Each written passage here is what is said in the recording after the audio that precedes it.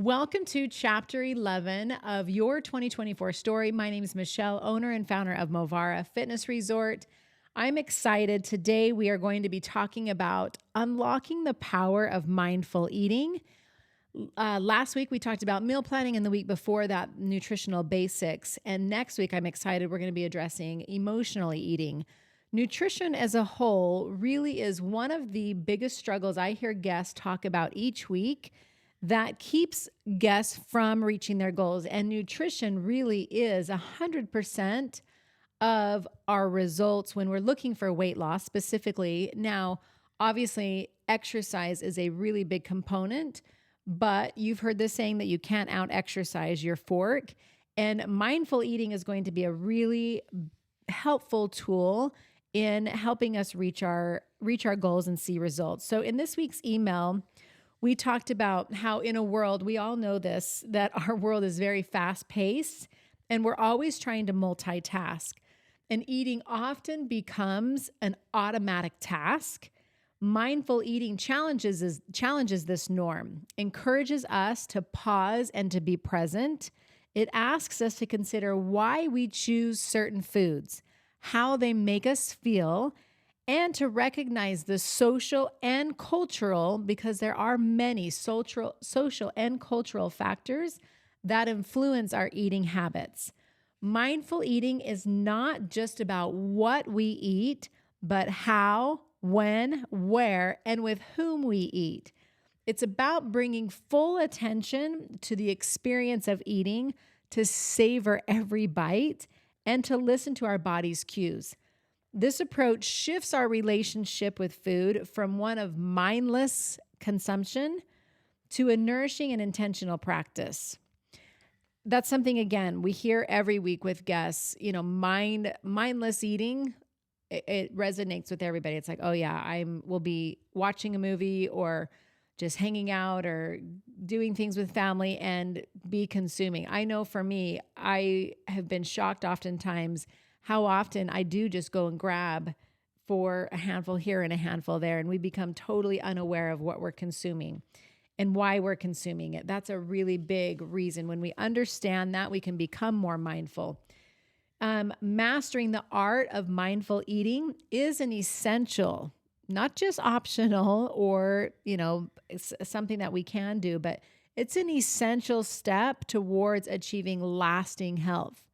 That's big. Lasting health. We don't want to just be healthy for a short term. We want lasting health, and mindful eating is an essential step towards that. Mindful eating is an approach that involves paying full attention to the experience of eating and drinking, both inside and outside the body. It uses all the senses and acknowledges the responses to foods, likes, dislikes, or neutral without judgment.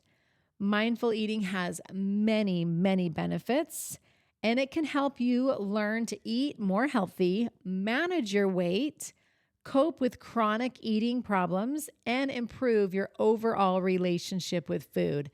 I think it's interesting. We all have said it, and we have heard, I don't have a really good relationship with food. What does that really mean? Do we really have relationships with food? And we all know that that's a real thing because we use that term, we throw it around.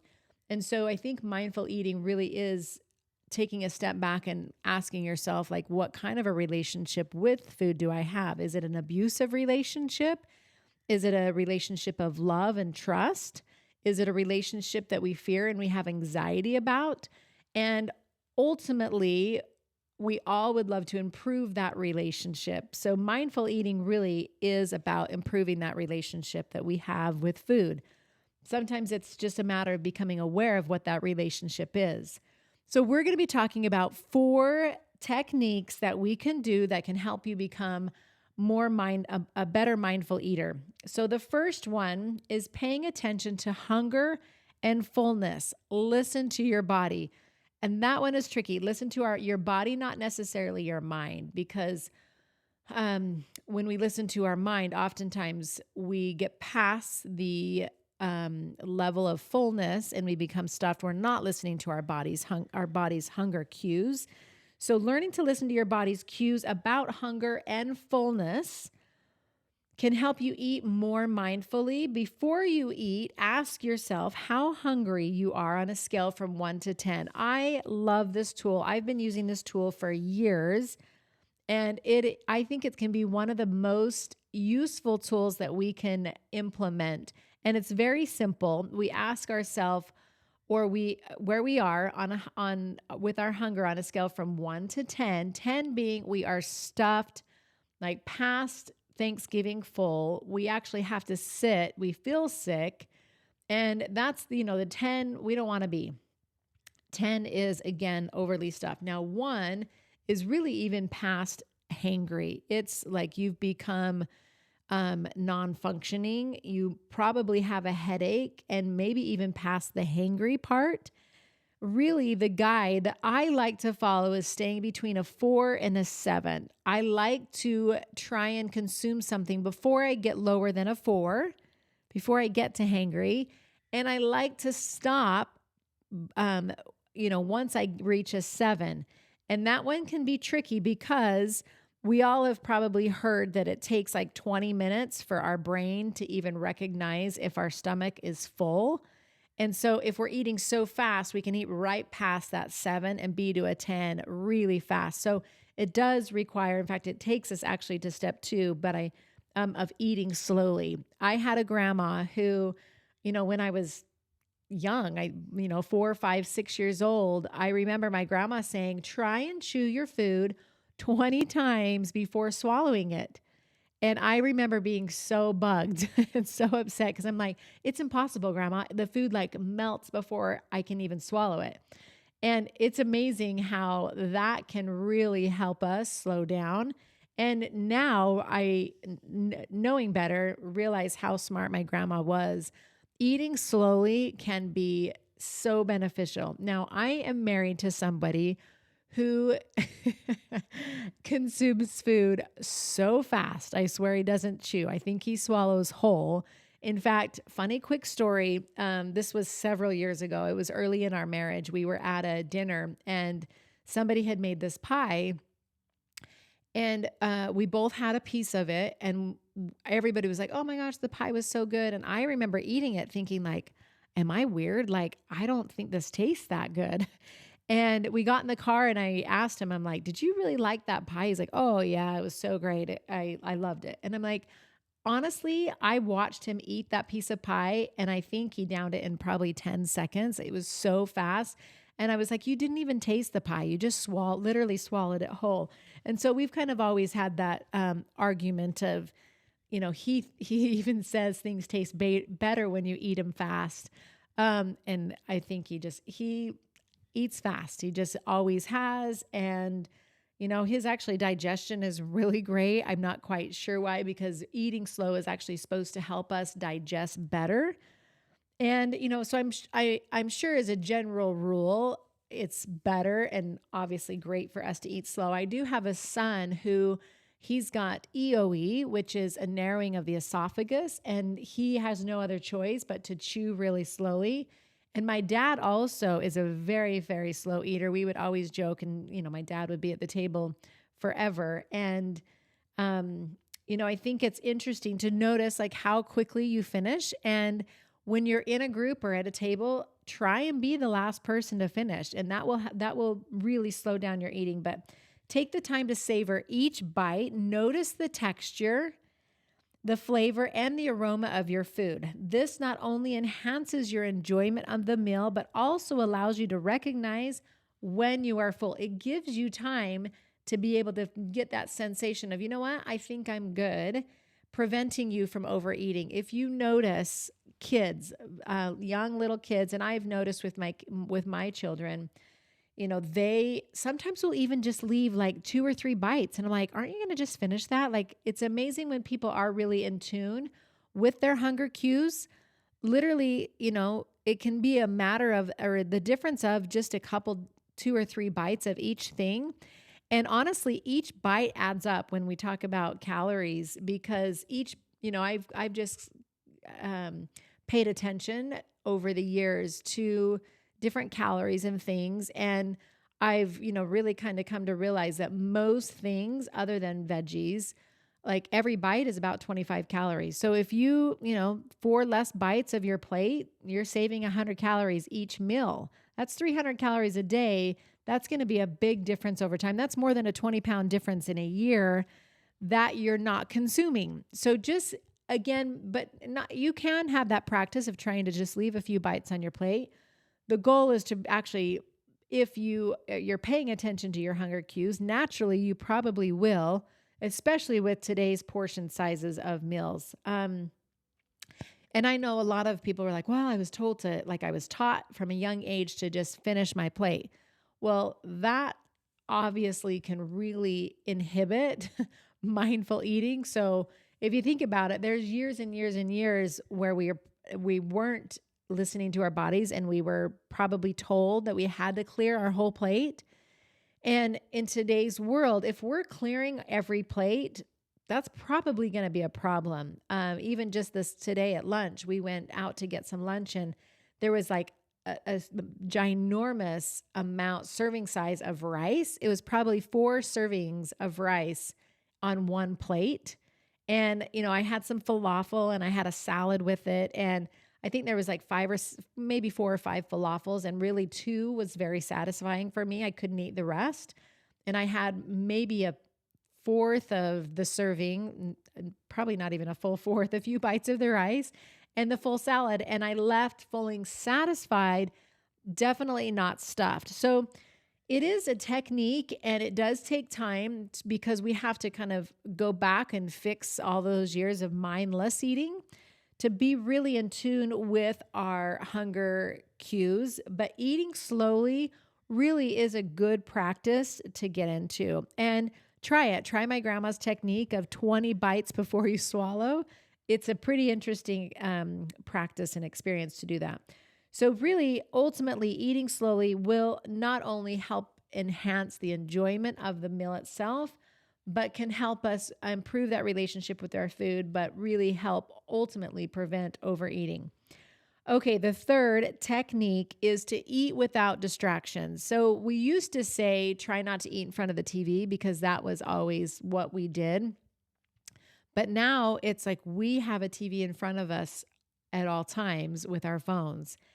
And I know I'm not going to sound like, your mom, and sometimes us with our kids, we're always, we watch kids and we go to restaurants and everybody's on their phones. There's no conversations. But if we're that distracted, likely we're going to be over consuming. But it can be one of the most important rules in mindful eating to be present during each of your meals. It means, again, turning off distractions like the TV, putting away your phone, and focusing solely on the experience of eating. It will allow you to concentrate on the food and your body's signals. Again, if we're distracted, we'll probably eat right through that 7 and get to a 10 very, very easily. And it's really a matter of 4 or 5 extra bites that can get us to that 8 or 9, and without even knowing. Okay, the last technique that I think is probably one of the greatest techniques that I have, I think all of my life, I've actually maybe not realized, but I was blessed to be able to have this this practice, because we would have a prayer before we would eat our meals as a family. And so that started at me learning how to practice the appreciating our food. So taking a moment to express gratitude for your food, consider the effort. I always love, in fact, even today when our kids were praying over our food, oftentimes their dad, or a lot of my kids will now, express gratitude for the person who made it. Oftentimes it's me. And I think it's an important thing for us to recognize and be grateful for the effort that went into growing or making the meal, where the food came from, the fact that we have food to consume, the harvesting it, and the preparing of our meal. We've never been big gardeners. We've actually had a garden a few times, and the kids have realized, like, holy cow, I didn't realize that you have to weed a garden, and that the actual harvesting of food is as much work as it is. And that really can increase the appreciation for food. I've joked with some of our guests over the years that will bring home from the resort food from the resort a lot of times, and my kids will always be like, "Ooh, no, gross! I don't want resort food." And it didn't change until each one of them have had an opportunity, except for my youngest, she hasn't yet. But each of them have had an opportunity to work in the kitchen, and it's ironic and interesting. In fact, I've cooked oatmeal lots of times. I used to not like oatmeal growing up. I love oatmeal now. And I've cooked it for our kids, not very often because usually they're like, they don't want oatmeal, they don't like it.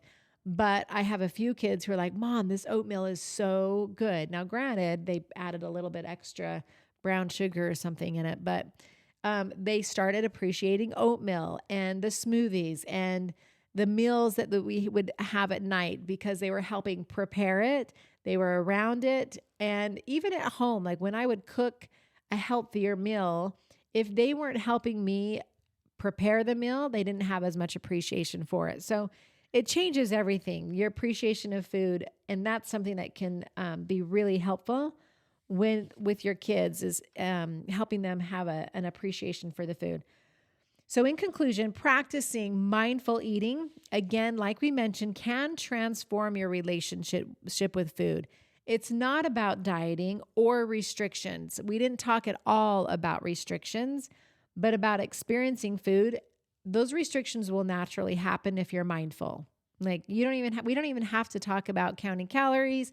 We don't even have to talk about foods that you should or shouldn't be eating, the foods that are good or not good for you. If we are truly in tune and mindful while we're eating, we will naturally avoid the foods that aren't fulfilling our body's needs, that make us feel sick, that don't give us the energy that we're needing. We will steer away from those things.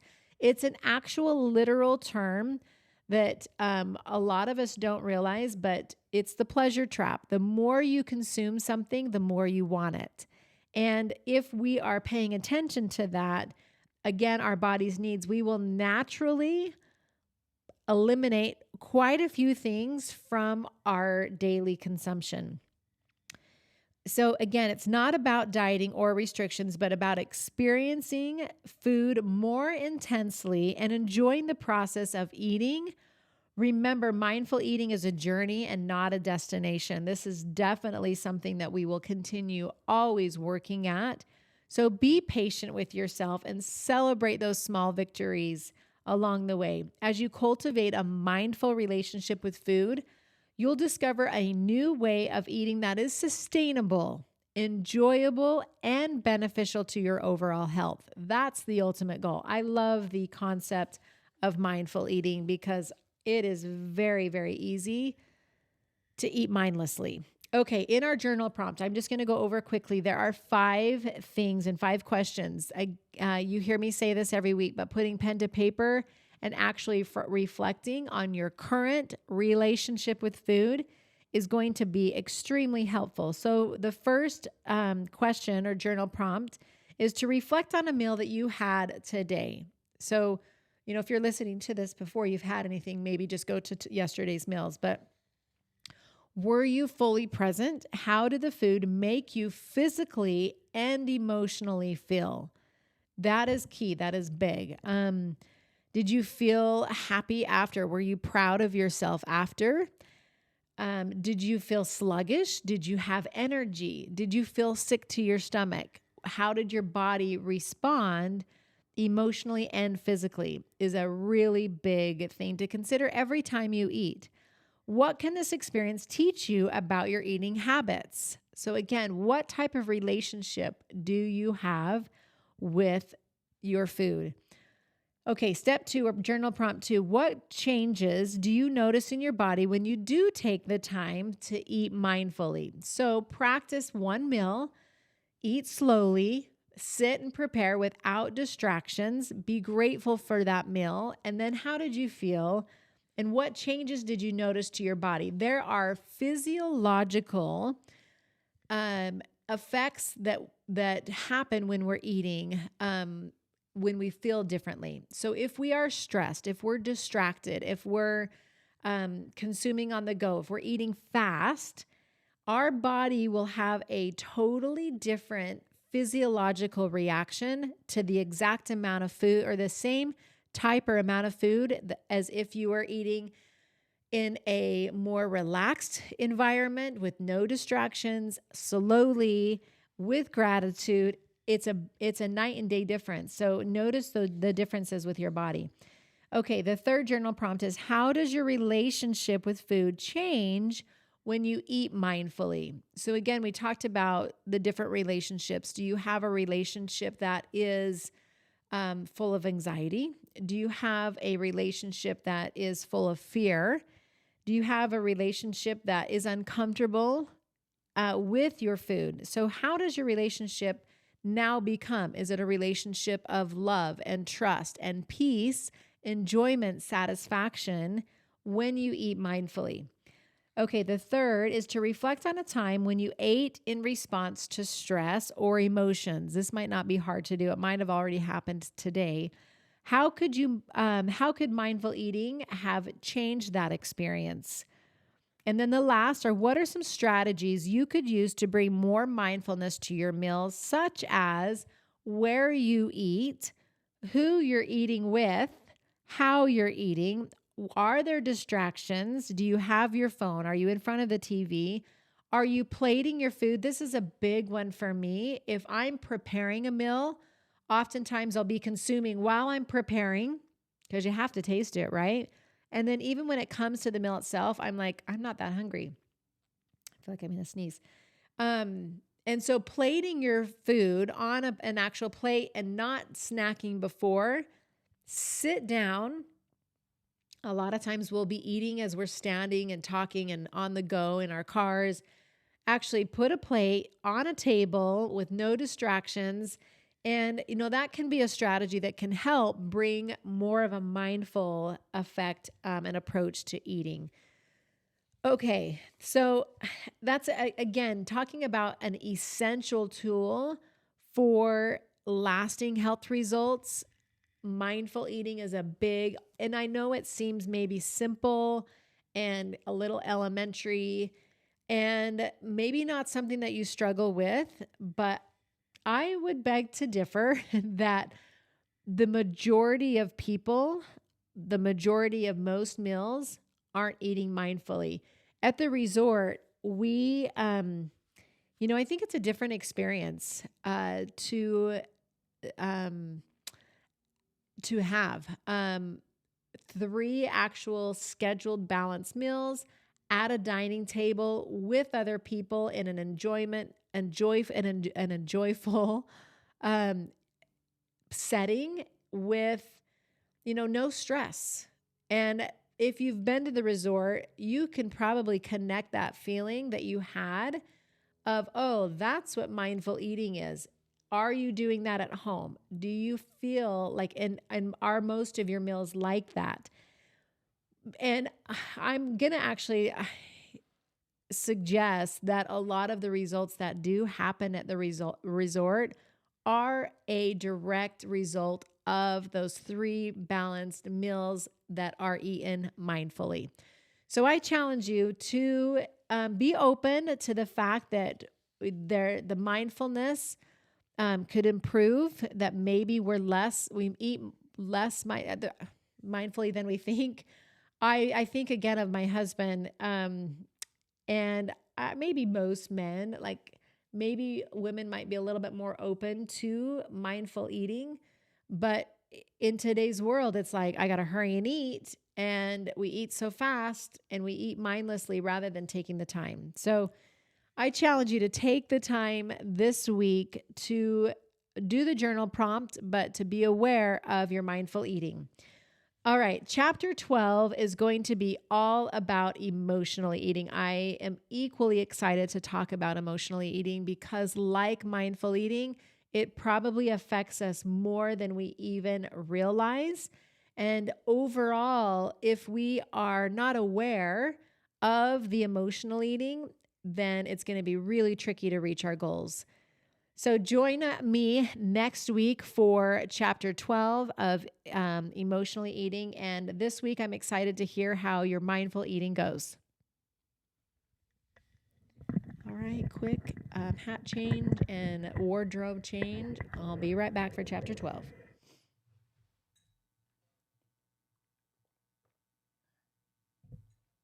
I'm just going to change my hat.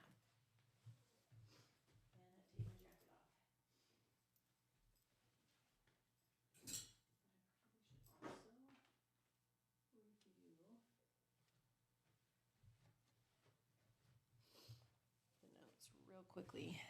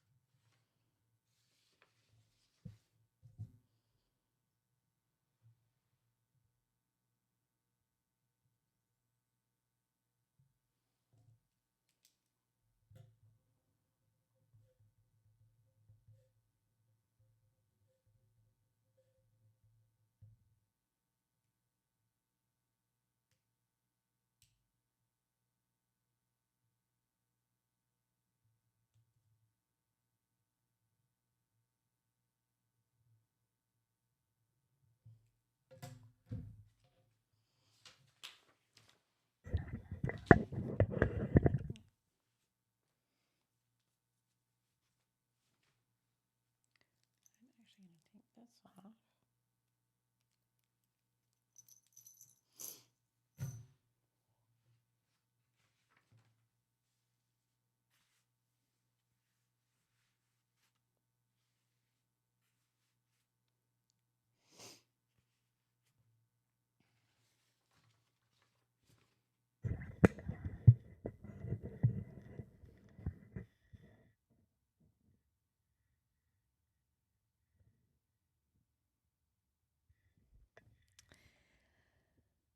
Welcome to chapter 12 of your 2024 story. My name is Michelle, owner and founder of Movara Fitness Resort. And this week we are going to be talking about how we can overcome emotional eating. I mentioned last week that we've had this topic at the resort as one of our lecture series. And I found it interesting that it was when we put that as the title of the lecture, the participation in the lecture is a lot, or not the participation, but the amount of people that actually show up and come to the lecture is less when we put a different topic. And I find it again interesting that some feel like they don't have an issue with emotional eating. And I beg to differ. I believe if anybody has any excess weight, there's some type of an emotional root to the issue of that excess weight. So really dissecting that and understanding the emotional effects of what we're consuming is going to be key in seeing any results. Now, I'm assuming 99% of our clientele is looking for some type of weight loss. Now, if you're not looking for weight loss, then emotional eating can also be the opposite for us. I mean, I actually, when I first started in this industry, I became certified to teach aerobics at a eating disorder facility. And obviously, emotional eating can be more of an eating disorder. And so we'll touch a little bit about that, but I'm going to talk more so as it relates to our health and wellness goals. As we address this chapter, we'll be talking about many challenges, most challenges that many face that we very seldomly openly discuss. So emotionally eating can be a tricky, tough topic. But this week, it's all dedicated to understanding the emotional triggers that lead us to seek comfort in food. Because ultimately, it's seeking comfort and wanting to fulfill a basic need with food as opposed to what's going to actually fulfill that basic need. So, strategizing ways to overcome those things, transforming our relationship. Last week, we talked quite a bit about our relationship with food into one of empowerment. And again, last week, we talked about mindfulness. So, transforming the relationship into empowerment and mindfulness. I love the quote, and it's an anonymous quote, and we've all heard it, but food is fuel, not therapy. And how often have we used food as therapy and not just fuel? I actually, over 20 years ago, when we first started the resort, I specifically remember talking to a guest and sharing that concept with him. And it was honestly a foreign concept. In fact, when he left at the end of the week, he was like, this is a game changer food for me. I've never really thought of food as fuel. It was always more of like, hey, a party or a celebration, or I eat because I'm sad, or I'm fulfilling needs with food rather than really looking at food for what it actually is. Now, I'm not going to lie and say that I never eat for enjoyment or to fulfill emotions. And honestly, emotionally eating is not bad if we recognize it for what it is. And if we're also able to reach our health and wellness goals, keeping the balance of emotional eating where it needs to be. So it's when we think of emotional eating as bad, that's where it can get us into trouble, and not really, again, knowing what it is. Emotionally eating is the act of turning to food for comfort, or to relieve stress, or as a reward rather than to satisfy hunger. It's a response to emotional needs rather than physical needs or physical hunger, and can lead to feelings of guilt and shame and powerlessness over food choices. So we hear often that I just want to be in control of my food, or a guest will say, I feel like I have no control over my food consumption. And that's where we start to say, okay, well, we're probably eating the majority of the time from emotions rather than for fuel. So recognizing this pattern is the first step to change. The journal prompt this week is to identify a recent instance where emotions led you to eat and what you were feeling before, during, and after. And then acknowledging these emotions can guide us towards healthier coping mechanisms.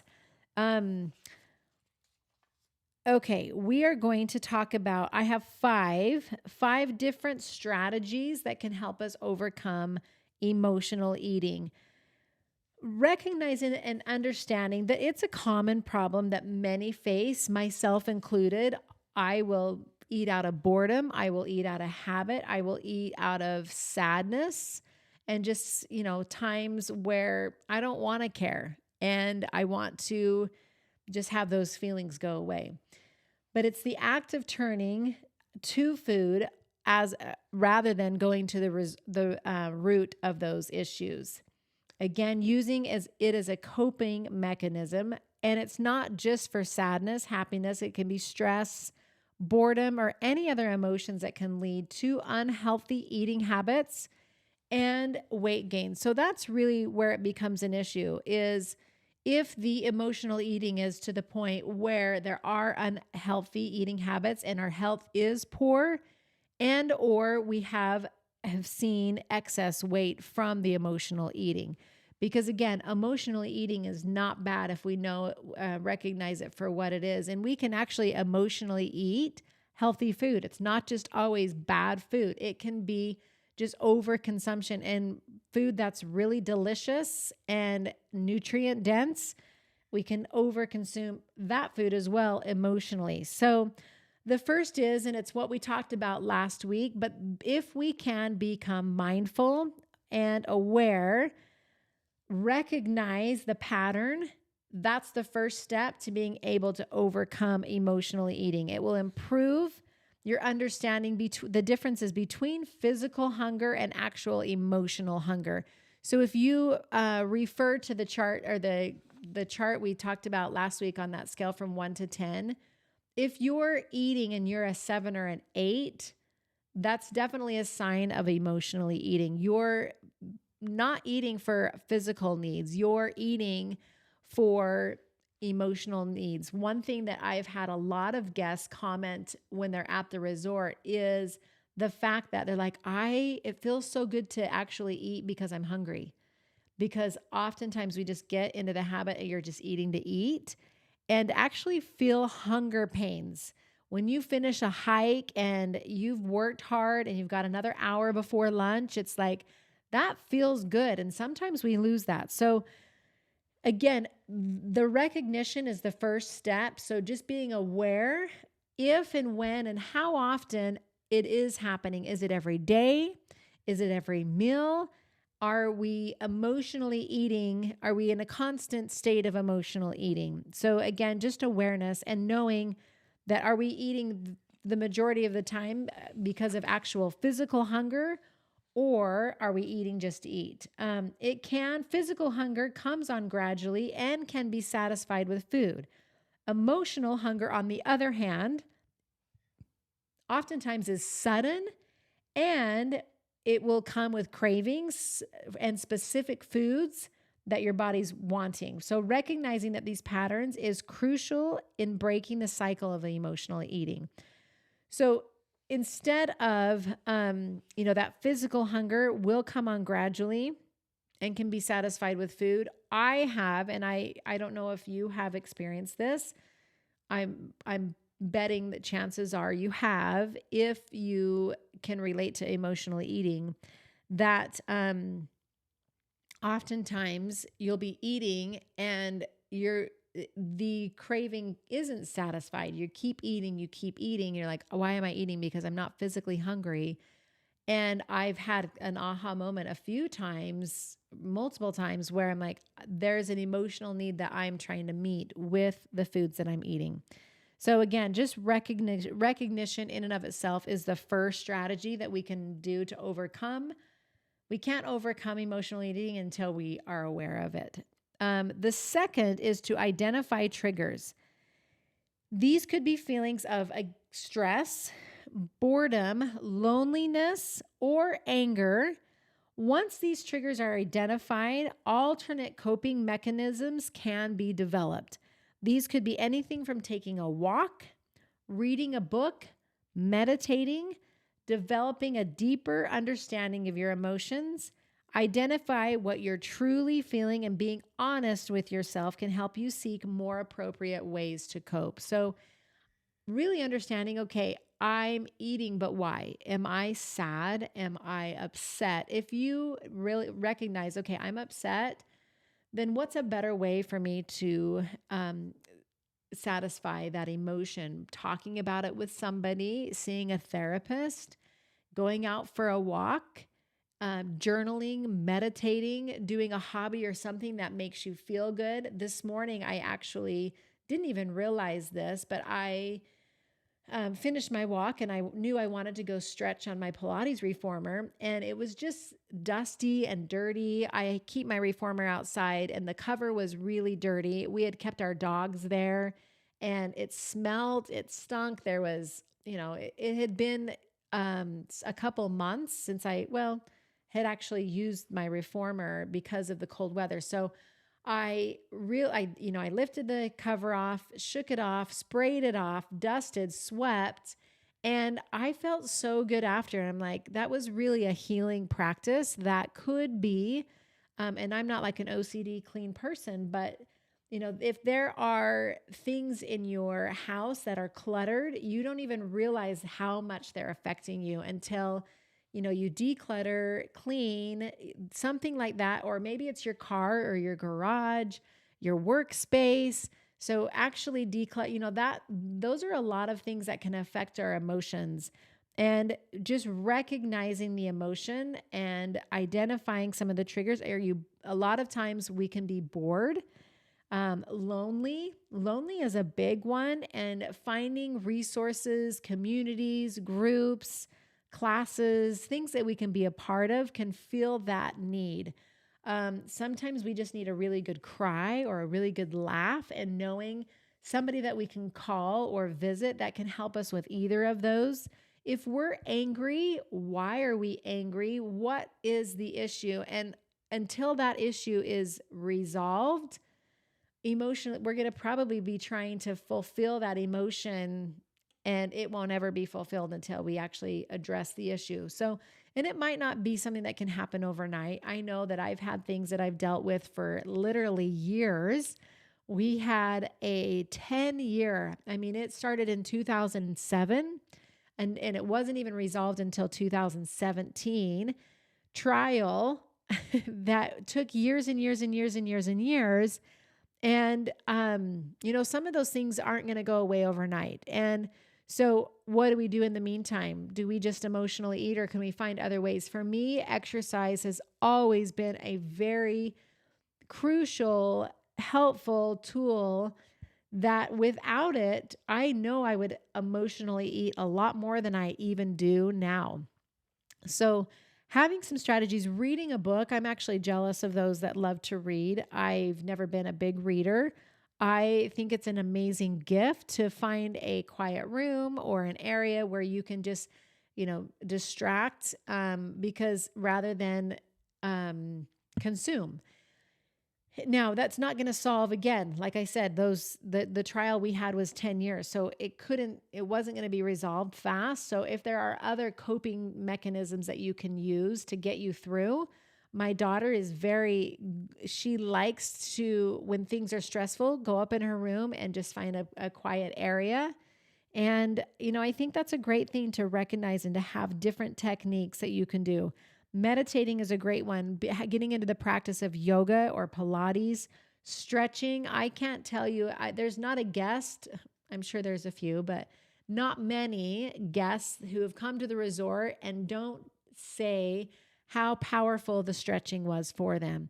It's a time where you can stop and be quiet for a minute, and feels physically amazing when you're done. So there are a lot of other things that can be done. A hobby that you love to do. I have a child who, if he is not physically active, probably 4 or 5 hours a day, we all can tell. And that's something that he as an adult is going to need to be able to address, and be able to stay physically active. Cleaning or any other things that you can do, a hobby of crafting or music, getting out on fishing, some of those fun things that you enjoy to do. So developing a deeper understanding of your emotions can help. Like, you know what? I'm actually just this right now. And being able to say it, whether it's angry, sad, tired, and recognize it for what it is, and being able to also recognize, okay, I can feel this right now, but then be able to say what else is also happening. So even though I can be stressed and overwhelmed, I can also find relief and satisfaction in the fact that other things are okay. Okay, so identifying the triggers, but then having healthy coping strategies, like we talked about, an alternative way to feed your feelings. So rather than feeding your feelings with food, feed your feelings with other things. Again, physical activity, journaling, meditation, a hobby. Discover what genuinely nourishes your emotions, or nourishes you emotionally. A lot of times I won't even notice that I'm stressed or overwhelmed until I take a 1 or 2 day mini vacation. And I'm like, oh my goodness, I had no idea how overwhelmed I was until I was able to get out. For me, it's really hard to, because we own a business, it's a 24/7 stress. when you work somewhere, a lot of times people, will definitely have stress depending on your level of work or your title and responsibilities. But at the end of the day, the stress is different when you do own a business. Um, anyway, I've struggled with turning it off at home. And so for me, getting out of this environment and going somewhere else, it's amazing how I'm like, oh, I can actually focus and have fun and enjoy and let go, and that can nourish me immensely emotionally. So finding things that you can do, cleaning out a room, decorating, organizing, there's lots of different things. I'm jealous. For some people, cooking is enjoyment and can fuel them emotionally. If then eating the food isn't a problem. Last week we talked about meal planning, and I did some meal planning, and I also had food from the resort. So I was eating like doubly. I'm like, man, cooking food is going to be a problem for me. But again, just having different coping strategies that you can do. Mindful eating, so we talked about that last week, is a really helpful tool in overcoming emotionally eating. It involves eating slowly, savoring each bite, and paying attention to the feelings of fullness.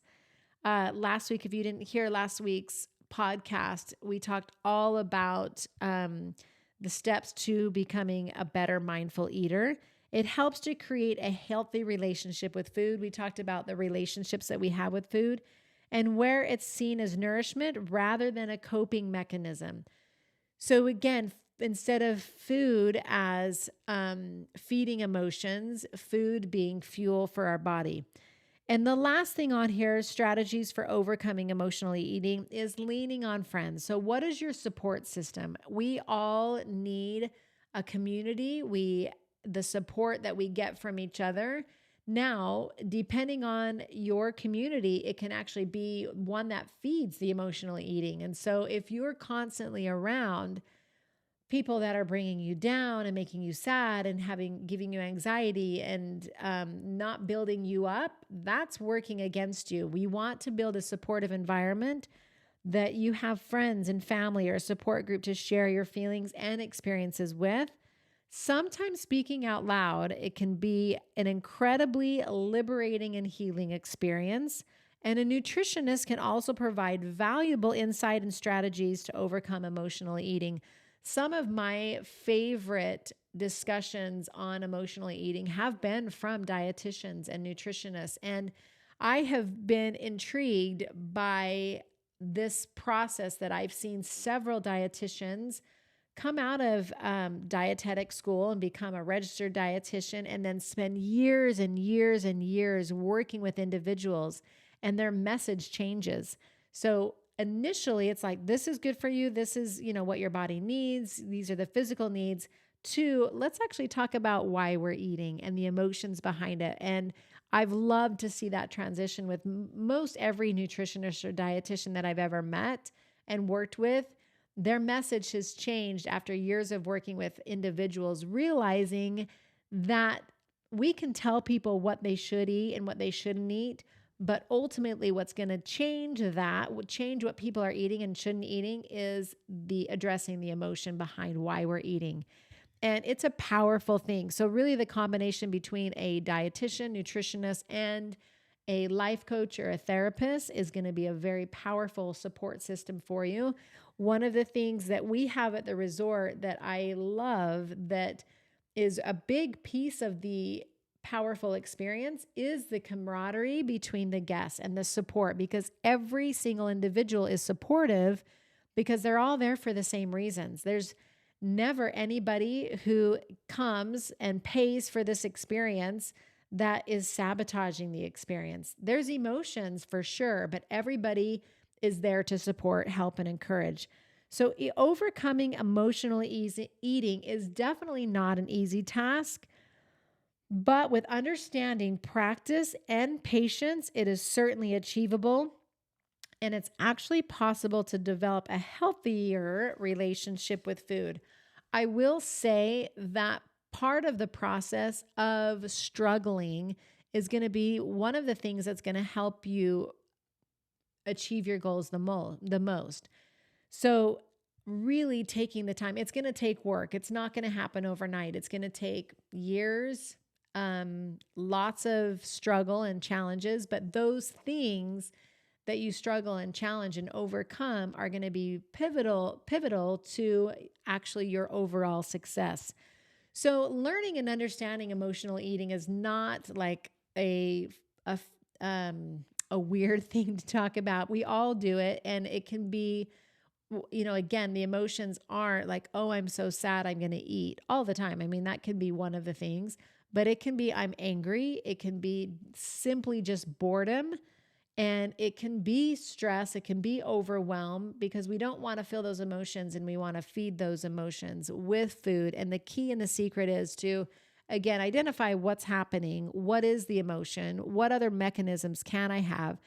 A lot of people will have the coping mechanism of exercise, and the exercise becomes the new coping mechanism. And I highly recommend that coping mechanism. And next month, we're going to be talking a lot more about physical activity, because the physical activity and can go hand in hand with overcoming the emotions and becoming more mindful, connecting the body and the mind and the heart. All of it really goes hand in hand. So next week, we're actually going to be addressing different types of diets. And I smile and laugh because I have been around long enough now to have seen a lot of different diets recycle. I am just waiting for the fat-free diet to recycle itself, because that's probably one of my very first exposures with dieting. Was the fat-free era. My mom, if she had Fig Newtons or licorice or anything that was fat-free, was okay. And it was the fat-free era. And then, definitely have lived through the different diets of no carbs and high fat and high protein and the keto, which is the high fat, but right now there's the carnivore diet that's becoming more and more popular, and it's overwhelming. There are a lot of different diets out there, and I'm going to just give you a little plug for next week. When asked what is the best diet, there's not one. The best diet is the one that you're willing to do, the one that you create. I'm going to just give you a little bit of a background and a history and an overview of diets in general. I did have, though, in college, and I'm going into next week's, but I did have in college a class where we actually analyze the diets that most people were effective long-term on. And studies have actually proven that those who document and track the things that they eat every day, so they keep a food journal, they are the ones that not only lose the weight, but keep the weight off. And really, to me, that's just mindfulness. That's being aware and taking accountability for our choices. I didn't say tracked their calories. They just tracked their food consumption. I ate this, I ate that, I ate that. And that simple act of mindfulness is very, very powerful. So next week, we'll talk about what diets work for you. We'll wrap up the nutrition chapters, and then we'll be going into the physical chapters. I actually think we're going to be addressing some of the mindfulness next month. But I can't believe we're already on chapter 11. We'll be doing 52 chapters that will all be tools that can help you write the story that you want to be living. So these are things, and each chapter is another step and is another way that can help you grow and progress and reach the goals that you're wanting to reach. So I really love being able to talk about it and share, and hope that it's helpful, and hope you join us